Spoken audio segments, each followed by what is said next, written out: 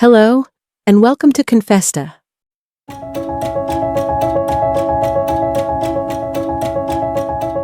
I have no warm, golden-hued memories of my sister from childhood. Not one. If there's a vault in my mind where the happy, safe moments of youth should be stored, hers is empty. A dark, airless chamber where nothing but dread lives. My earliest memory of her isn't of playing together or sharing secrets. It's of sitting cross-legged on the worn carpet of our living room, surrounded by a scattered mix of dolls and mismatched puzzle pieces, while the air hummed faintly with the clink of dishes from the kitchen. I must have been 4 or 5. My dad was in the kitchen, out of sight, but close enough that I could hear him rinsing plates, maybe humming to himself. The late afternoon light filtered through the lace curtains, bathing the room in a dusty gold. I remember the soft creak of the hallway floorboard before I saw her, my sister, emerge from around the corner. She was 6 or 7 then, with long limbs and that casual confidence children sometimes have when they know they hold some invisible power over you. She crouched down next to me. Her voice was low, almost conspiratorial, the kind of voice you'd expect for sharing a secret, except what she whispered wasn't meant to bond us. "You know Mom and Dad don't really want you, right?" I blinked up at her, confused. She kept going, her words a slow drip of poison. "They'd be so much happier if you weren't here. You're just a mistake. They wish you were never born." It was the voice that stayed with me for years, too soft for my dad to hear, but sharp enough to cut right through me.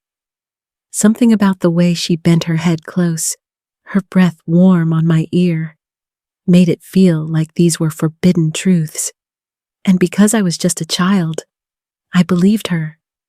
The heat built in my chest until it was unbearable. My throat tightened, my tiny hands clenched. I can't remember exactly if I screamed first or if I threw the toy car I'd been holding, but I remember the swell of panic and anger surging together. I lashed out, some combination of yelling and flailing, because what else does a 4-year-old do when someone tells them they are unwanted by the people they love most in the world? The commotion brought my dad into the room. His shadow stretched across the floor before he stepped in fully, brows furrowed. "What's going on here?" he asked, his voice tinged with the tired impatience of a man used to hearing his kids bicker. "She attacked me," my sister said quickly, her tone perfectly pitched to sound injured but innocent. "I was just walking by and she hit me." I turned to protest, but the look on my dad's face told me I'd already lost. He believed her without question. He told me off. Nothing too harsh, just enough to make my cheeks burn with shame. And as he stood there, my sister positioned herself just behind him, where only I could see her. She gave me a smile. Not a happy smile, but a small, deliberate curl of her lips that said, "See? I told you. You're the bad one." That smirk lodged itself in my mind like a splinter. Even now, decades later, I can see it as clearly as the day it happened. At that age, I didn't have the words to name what was happening. Siblings fought, didn't they? That's what I'd heard adults say. Older sisters teased their younger ones. But there was something different about this. Something deliberate, methodical. And though I couldn't articulate it back then, a quiet fear began to take root. If she could twist things so easily, if she could turn my own parents against me with a single sentence, then I was already at a disadvantage. Of course, I told myself later, she was just jealous. She was a child too. That's what I wanted to believe. But looking back now, I see that this wasn't a one-off moment. It wasn't the start of a phase she'd grow out of. It was the opening scene of a pattern that would define my entire childhood. A game she'd never stop playing. One I could never win. I wish I could tell you that it was the worst thing she ever did, but it wasn't even close. People say kids are resilient, but I think that's only half true. Kids don't bounce back from cruelty. They adapt to it. They reshape themselves to fit the sharp edges of their environment. By the time I was 6, I had already learned 2 things. My sister's words carried weight, and my own didn't. What started as whispered barbs in passing became a constant drip feed of venom, each drop wearing me down.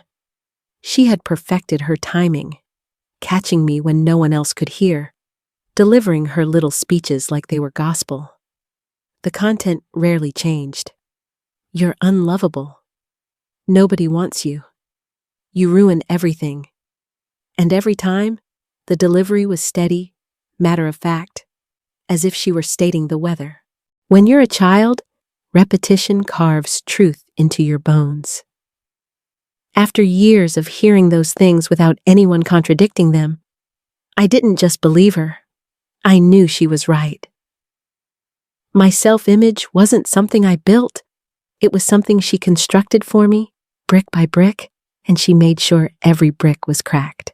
By the time I was 11, I hated myself so thoroughly, it felt like part of my DNA.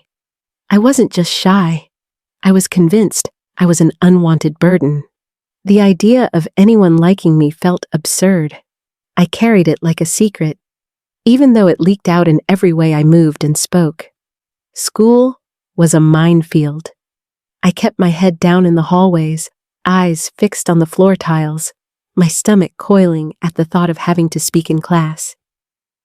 My hands were always cold, my voice always quiet. I was afraid of being noticed, but terrified of being invisible too. That was the year my body started shrinking. Food became something I could control when everything else felt impossible. Skipping meals turned into avoiding them entirely, and soon I was 20 pounds underweight, my 5'4" frame looking fragile and breakable next to her towering 6'1" figure. She liked to point that out, sometimes with fake concern, sometimes with a smirk. If the verbal attacks were the foundation, the control over my emotions was the house she built on top of it. She thrived on getting a reaction from me. If I yelled, cried, or snapped back, she'd act wounded and call for backup from whichever parent was within earshot. I'd get in trouble, she'd get sympathy, and I'd be left wondering how she could twist reality so effortlessly. But when I didn't react, when I tried to ignore her, that's when she got truly dangerous. The first time I didn't rise to her bait, I saw her face change. The calm mask slipped, and something cold, almost feral, took its place. She wanted a reaction, and if she couldn't get it through words, she'd get it through pain. It started small. A shove as we passed in the hallway, a yank of my hair that made my eyes water. But it escalated quickly. Slaps, punches, scratches deep enough to leave welts. Once, she strangled me hard enough that my vision went spotty around the edges, the world narrowing to a fuzzy tunnel. I didn't fight back. I couldn't. She was bigger, stronger, and I knew if I resisted, it would only make things worse. Every incident blurred into the next, stitched together by a constant undercurrent of fear. She didn't need to hit me every day. Just knowing she could keep me on edge. That was the genius of it, in a way. She didn't just hurt me physically. She turned my own mind into a cage. Looking back, I don't think anyone in the family saw the full picture. To them, we were just 2 sisters who didn't get along. To me, it was a private war I was always losing. And the worst part? I didn't even realize it was abuse. Not yet. I thought this was just how sisters were. But I was about to learn that my sister's creativity in making me miserable knew no limits. And once we were both in high school, she'd find new ways to make sure I never forgot my place. If words were her scalpel, then her hands were the blunt instrument she used when precision wasn't enough. By the time we were both in high school, the verbal warfare had matured into something more refined. She had learned exactly how to push me to the brink without leaving evidence anyone would notice. Most of the time, the pattern was always the same. She'd find me alone, deliver a quiet insult in that maddeningly calm voice. Something about how pathetic I looked, or how everyone in the family wished they could swap me out for someone better. Then she'd just wait. If I reacted, if I so much as frowned, she'd smirk and poke at the wound until I snapped. And the moment I did, she'd raise her voice, play the victim, and watch as my parents reprimanded me for starting another fight. But if I didn't react, if I stayed silent and stared at the floor, her face would change. The irritation would build like a storm front, her jaw tightening, her eyes narrowing into something almost inhuman. And then she'd strike, a shove into the wall, a sharp yank of my ponytail so hard my scalp burned, a quick, open-handed slap that made my cheek sting for hours. It was always fast, always controlled. She knew exactly how much she could get away with before someone might notice, except sometimes she didn't care who noticed at all. Once, when I was about 14, she came up behind me in the hallway, grabbed a fistful of my hair, and dragged me across the carpet into the living room. My knees banged against the hardwood as she shoved me to the floor. I remember the burn of the rug under my palms and the metallic tang in my mouth where I'd bitten my tongue. Another time, during one of our silent standoffs, she reached out and wrapped her hands around my neck. At first, I thought it was just another threat, the way she sometimes loomed over me. But then, her grip tightened. My vision fuzzed at the edges, my ears filled with the rushing sound of my own blood. I remember thinking, this is it. This is how I die, in my own house, at the hands of my sister. When she let go, I collapsed onto the floor, coughing and gasping. She stood over me, breathing hard, her expression unreadable. Then, without a word, she walked away. I wish I could say I ran to my parents, but I didn't. By then, I had already internalized the futility of telling anyone. It wasn't that they were cruel, they just didn't see it. To them, we were both at fault. They thought we were oil and water, two sisters with clashing personalities. In reality, it was a predator and her prey. But that was a truth only I seemed to know. And still, she wasn't content to just keep this within the walls of our home. She started looking for opportunities to make me miserable in public too. Quiet enough so no one could hear, blatant enough that I'd still be shaken. She could be so subtle, it was terrifying. Sitting next to me in the back seat of the car, she'd lean close and whisper something vile just as my parents were laughing up front, so their good mood would make my sudden tension seem irrational. Or in the school hallway, she'd pass by and mutter something cutting under her breath while giving me an innocent smile if anyone was watching. She was training me, in a way, teaching me that I could never fully relax. And I learned the lesson well. But the car, that would become her favorite arena. And winter mornings in the East Coast cold were when she perfected her cruelty. When we hit the years of overlapping high school, the morning drive became a ritual of quiet dread. She had just gotten her license, and my parents, busy, trusting, thought it would be a good idea for her to drive us both. To them, it was practical. To me, it was a daily sentence. The car was her domain. No parents, no witnesses, no escape. From the moment I shut the passenger door, I could feel the air shift. The hum of the heater, the smell of her peppermint gum, the faint static of the radio, it all became part of a sensory cage. At first, I tried silence as a defense. I'd stare out the window, counting frost patterns on the glass, pretending I couldn't hear her. but she hated silence when it came from me. It was like withholding the reaction she craved was a direct insult. So she'd fill the quiet. A casual, "You look disgusting today." A slow, "Do you ever wonder why no one wants to sit with you?" Or the one that always made my stomach knot. If you disappeared, Mom and Dad would be so relieved. If words didn't get under my skin fast enough, she'd move to physical discomfort. She knew my weight made me cold all the time. I had no insulation, my bones sharp under my skin. So, on the coldest winter mornings, she'd roll the windows down and lock the controls on her side. The icy air would whip through the car, making my teeth chatter. But she'd keep her gaze forward, humming along to the radio like nothing was wrong.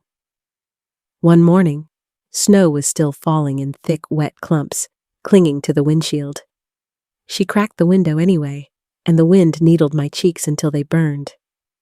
I tried to pull my coat tighter, but she just smiled without looking at me. "What? Too cold? Poor baby," she said, her voice sugar-sweet and venomous all at once. By the time we reached school, my eyes would be red, not just from the wind, but from holding back tears. I'd step out of the car, my legs stiff from shivering, and walk into the building with my jaw clenched. On bad mornings, I didn't make it past the lockers before breaking down. People probably thought I was just another oversensitive teenager having a rough day. No one knew that my rough days happened every single morning. I begged my parents to let me take the bus or to drive me themselves. I told them the car rides made me miserable, but my complaints sounded small compared to the reality I was living. They thought I was just being dramatic, resisting a normal sibling arrangement. My mom's answer was always some variation of, "You two just need to learn to get along." My dad would shrug and say, "Don't let her get to you." But those were instructions for a battle they didn't see, one fought in small, invisible moments they couldn't imagine. And when my mom finally started to notice pieces of the truth, it was already too late. By then, the damage had been done, and the house itself had started to feel like an unsafe place. Which is why, soon after, I began my habit of disappearing for hours at a time, walking until my legs gave out just to get away from her. But even my escapes would become ammunition for her cruelty and my parents' misunderstanding. Home should have been a refuge. Instead, it felt like a pressure cooker, walls that held in more tension than warmth. Every creak of the floorboards, every shadow in the hallway, carried the risk of her presence. Even in my own bedroom, with the door closed, I never felt safe. When my mom first started to catch glimpses of the truth, I thought maybe things would change. There were moments, brief, fleeting, when she'd see my sister's sharp tone or a flash of cruelty she couldn't explain away. Once, after an especially tense dinner, my mom pulled me aside and said softly, "I know she can be hard on you." It wasn't much, but it felt like a lifeline.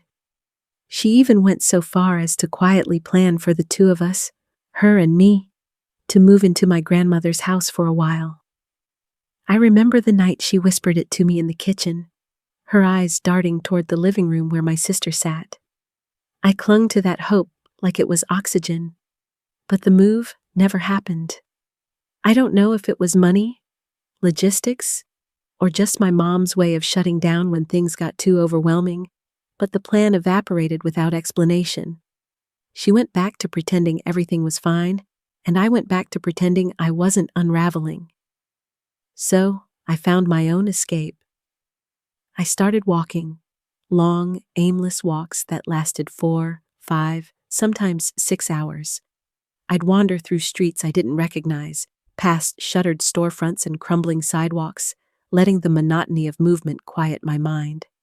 My legs would ache, my feet would blister, but I kept going.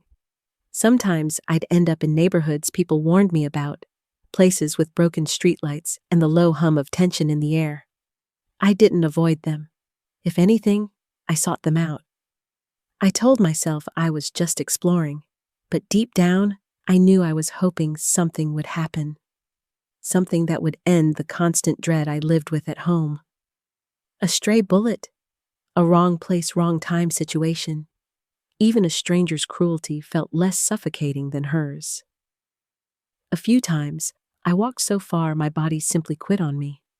My legs would buckle, and I'd sit on a cold curb for an hour or more, staring at nothing until I could stand again. Then I'd limp home, rehearsing excuses for why I was late. It was around this time that my dad got sick. Cancer.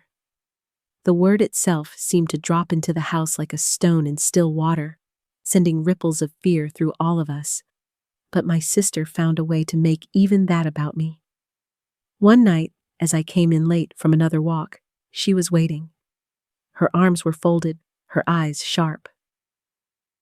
"You're killing him, you know," she said, almost casually. "All this stress you cause? Stress is bad for cancer. You're making it worse." I froze, my breath caught in my throat.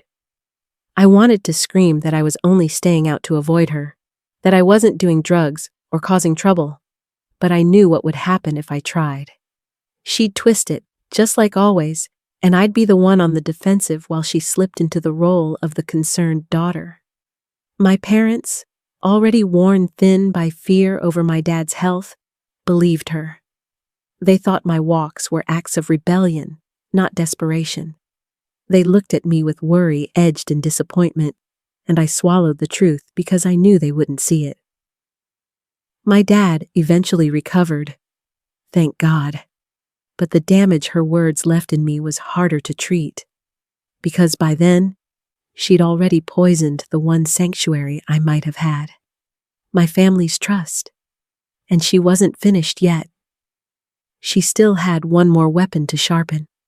One that would cut me even deeper than her fists or her lies.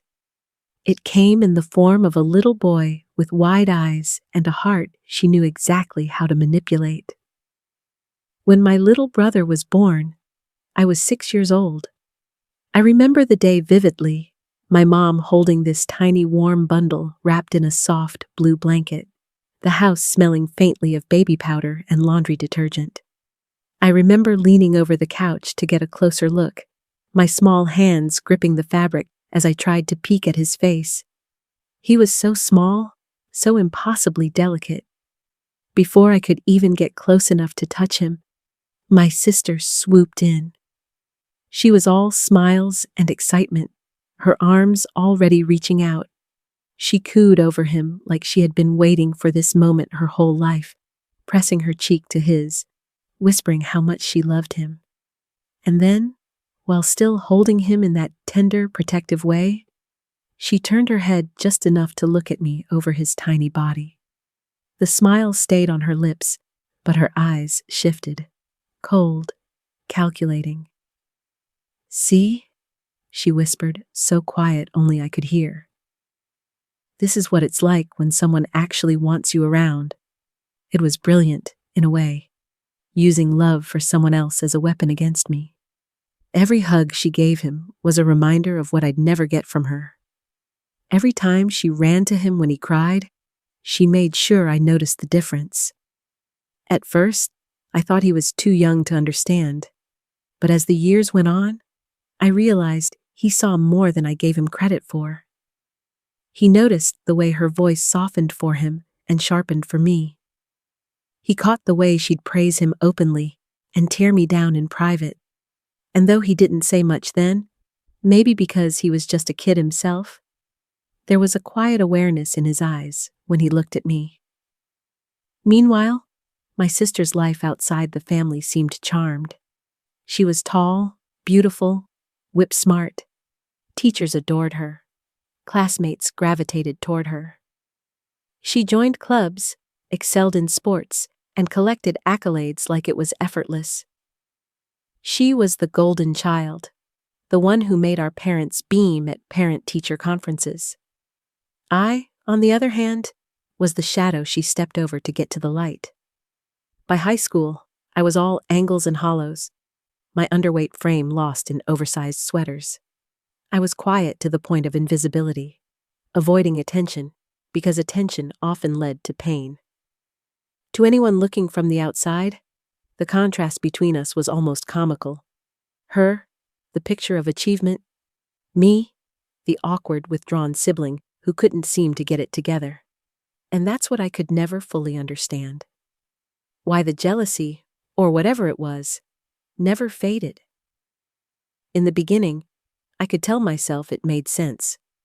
She was a kid, a big sister who suddenly had to share her parents' attention. But as we grew older, the scales tipped entirely in her favor. She had everything: looks, popularity, success, and I had nothing she should have wanted. Still, the cruelty didn't stop. If anything, she seemed to enjoy the imbalance, like my failure somehow validated her own worth. I'd catch her watching me sometimes, not with pity or even amusement, but with this strange, simmering resentment I couldn't decipher. It was around this time that I started to realize I might never get an answer. Whatever drove her to treat me the way she did, it wasn't going to resolve itself with age or maturity. And I was running out of ways to cope. But life has a way of forcing you into moments of reckoning. Mine came at 21, in the quiet safety of a therapist's office, the first place where someone finally gave my experiences their true name.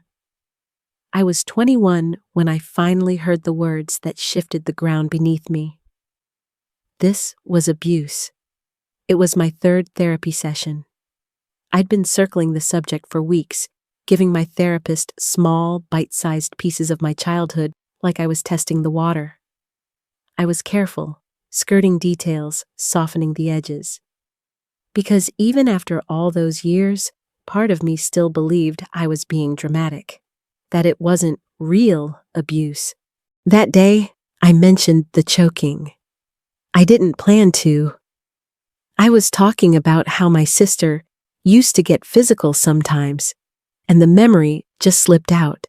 Her hands around my neck, my vision going black. My therapist didn't blink. She didn't tilt her head in pity or ask me if I'd provoked it. She just said it, plain as day. That's not normal sibling behavior. That's abuse. The word hit me like a punch. It wasn't a concept I could argue with. It was a fact, delivered without hesitation. And the moment she said it, all the little memories I'd filed away under this is just how sisters are snapped into place, like shards of glass forming a jagged picture. It was abuse. It had always been abuse. Something inside me broke that day, but not in the way I expected. It was a rupture that let the truth seep in, and with it came a flood of rage I'd been holding back for over a decade. I walked out of that office with my hands trembling, not from fear, but from the sudden, overwhelming need to stop pretending. Cutting her off wasn't a decision so much as an instinct. I didn't send a long explanation. I didn't ask her why. I just stopped. No calls, no texts, no holiday niceties. I erased her from my day-to-day life like she'd been a bad dream. But she wasn't a dream. She was still out there, and the memories didn't vanish just because I blocked her number. I needed more. I needed the people who had failed to see it, my parents, to finally hear me. The confrontation happened at the kitchen table one humid summer evening. My heart was pounding so hard I could hear it in my ears. I told them everything, story after story. The insults, the manipulation, the choking, the mornings where she'd make me cry before school, the long walks to escape, the way she used my brother's existence as another weapon. For a while, no one spoke. Then my dad's face crumpled. I'd never seen him cry like that, shoulders shaking, hands covering his eyes. Between sobs, he kept repeating, "I'm so sorry. I didn't know. I didn't believe you. I'm sorry." It's strange, the way anger and relief can coexist. Part of me wanted to shout that his apology was too late. But another part, one I didn't expect, felt something close to forgiveness right then. Maybe it was because I'd always believed he loved me, even if he didn't understand me. Maybe it was because I could see the guilt eating at him in real time. With my mom, it was different. She didn't deny what I said. She even admitted she'd known pieces of it. But she offered no real defense, just a quiet, almost defeated. I didn't know what to do. I couldn't handle it. And that was harder to swallow, because it meant she had seen the danger and still chosen inaction. She had recognized that I needed protection, and for whatever reason, she had turned away. Maybe it was her own anxiety, her own inability to face conflict, but knowing that didn't make the wound any smaller. I left that conversation with a strange mix of emotions: vindication, grief, and a thin, wobbly line of forgiveness for my dad. For my mom? Not yet. Maybe not ever. What I didn't realize then was that, in cutting my sister out, I had unknowingly set off a chain reaction that would slowly unravel her golden child image for good. And for the first time in my life, other people would finally see the side of her I'd known all along.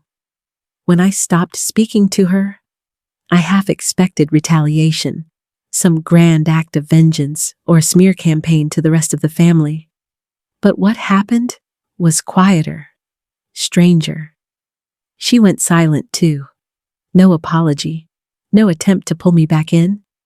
It was as if my absence meant nothing to her, like I'd simply been erased from her world. At first, that silence hurt more than I wanted to admit. I thought I'd braced myself for her cruelty, but the total lack of acknowledgement stung in a different way. Still, I told myself it was better this way. I didn't need her validation. I needed her gone. But something started to shift after high school. The perfect, untouchable image she'd curated for years began to crack. I started hearing little things through the grapevine. Friends she'd grown up with suddenly ghosting her, teammates avoiding her calls, people who used to gush about her now speaking in clipped tones when her name came up. And then I saw it for myself at a mutual acquaintance's wedding. She was there, standing with a group, her posture still perfect, her smile still dazzling. But the warmth was gone. Her compliments were laced with condescension, her laughter a little too sharp.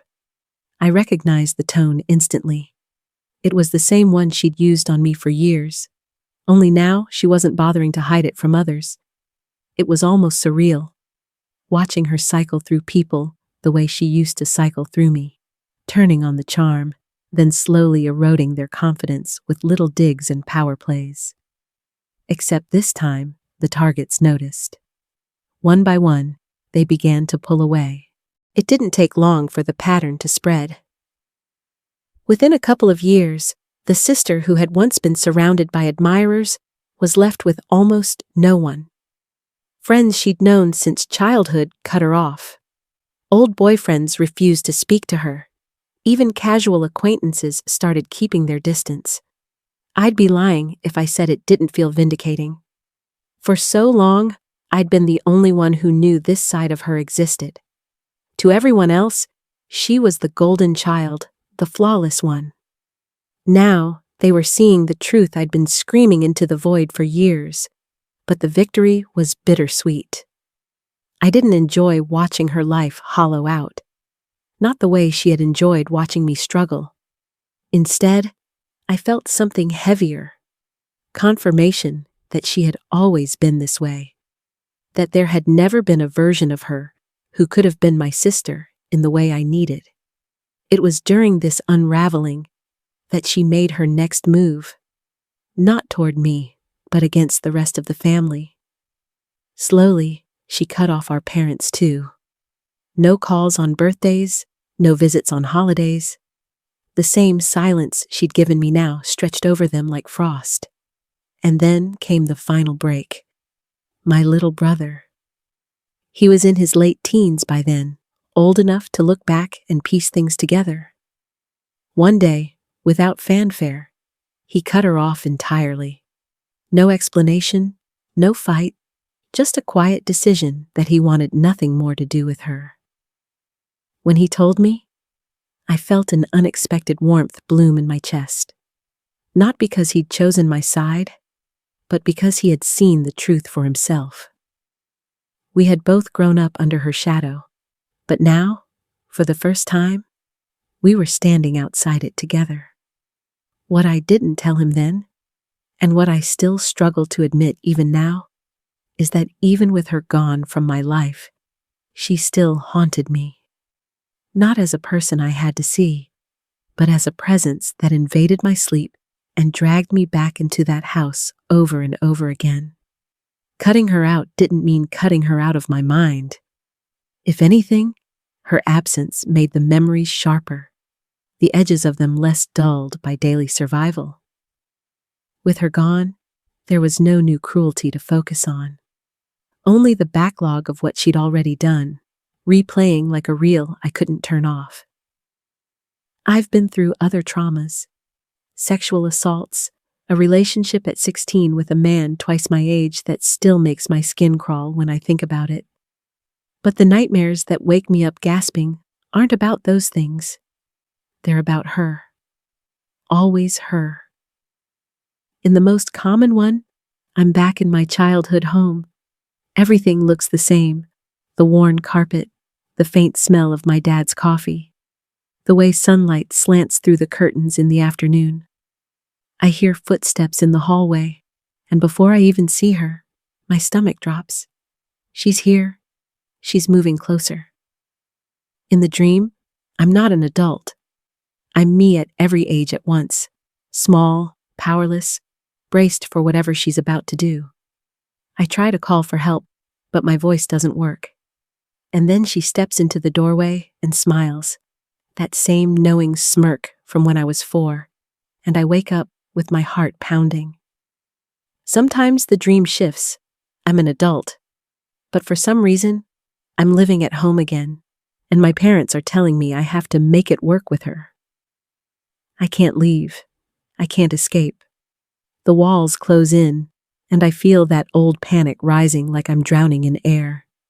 Even in waking life, reminders creep in where I least expect them. A certain cologne someone wears that matches hers. A phrase spoken in the exact cadence she used. The sound of knuckles tapping on a closed bedroom door. All harmless in themselves, but to me, they're sparks to dry kindling. Everyone in the family knows about the abuse now. My parents don't excuse it anymore. My brother wants nothing to do with her, and even people outside the family have stopped asking why we don't speak. But none of them know the full extent of how it lives in me, how deeply it shaped my sense of self, how even now, years later, a part of me still feels like that unwanted child she convinced me I was. It's a strange, fractured sort of healing. I've built a life without her. I've made friends who love me, created routines that make me feel safe, carved out small joys where I can. But there's a shadow to it all. Every good thing in my life is tinged with the question, would I even know how to fully enjoy this if I hadn't been taught, so young, that I didn't deserve it? I've come to realize that the scariest part isn't the idea of her coming back into my life. It's the thought that, on some level, she never really left. Even after everything, after years of silence, after therapy, after finally speaking the truth out loud, there's one thing that still gnaws at me like a toothache I can't stop probing. Why? In the beginning, I could wrap it in something that felt like logic. Jealousy. A little girl who suddenly had to share her parents with a baby sister. I've read about it. I know it happens. But that explanation only works for the first few years, and it doesn't explain what came after. Because by the time we were teenagers, the scales weren't just balanced, they were tipped entirely in her favor. She was the golden one. Tall, beautiful, popular, brilliant. Every room she walked into seemed to open for her. She had teachers who adored her, a social circle that hung on her every word, a family who believed in her without hesitation. She had everything I didn't, and still, she came for me. Day after day, year after year. There's a part of me that wonders if it was never about jealousy at all. Maybe it was about control, about needing someone to dominate, someone whose spirit she could mold and twist until it broke. I think about the way she'd watch my reactions like she was studying them, like my pain was something she could measure and perfect. There was an intent there, something almost calculated. But knowing that doesn't soothe the wound, because the wound isn't just about what she did, it's about what I never had. I'll never know what it's like to have a sister who has your back, who shares secrets with you, who loves you in a way that's fierce and loyal and unconditional. I'll never have that bond people talk about with soft smiles and nostalgic sighs. When I see other sisters laughing together, leaning into each other like it's the most natural thing in the world, something twists in me. I tell myself it's fine, that I've built my own chosen family, that some people just don't get the relationships they're supposed to. And logically, I believe that. But there's another voice, quiet, insidious, that still whispers the same poison she planted in me all those years ago. There's something wrong with you. You were never meant to be loved like that. And maybe that's the hardest part. Not the bruises, not the memories, not even the nightmares. It's that after all this time, after all this work, a part of me still wonders if she hated me because she saw something in me worth hating. I'll never get an answer from her. Even if she walked into this room right now and I asked her directly, I know she'd never tell me the truth. Maybe she doesn't even know it herself. So I live with the not knowing. I live with the gap where a sisterly bond should have been. I live with the shadow of her that still lingers in my dreams. And I keep moving forward. Not because I've found closure, but because I've learned I can't wait for it. Some wounds never close. They just become part of the map of who you are.